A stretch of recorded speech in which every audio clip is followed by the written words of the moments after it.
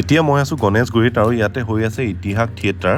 বহুত বছৰ যিহেতু থিয়েটাৰ চোৱা নাই আৰু বন্ধুকেইজন মিলি আজি ইয়াতে আহিলোঁ থিয়েটাৰ চাবৰ কাৰণে।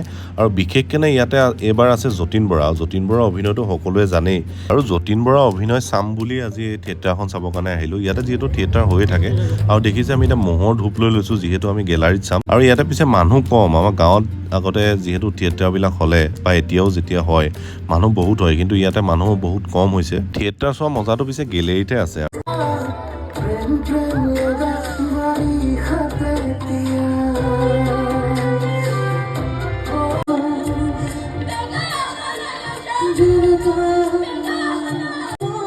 যতীন বৰা এক্টিং সঁচাকৈ তামাম লাগিলে। সঁচাকৈ হিৰো এটা যেতিয়া মানে ওলাই যিটো ফিল হয় সেইটো যতীন বৰা হয় আচলতে। যিসকলে চোৱা নাই চাব এবাৰ, বহুত ভাল হৈছে।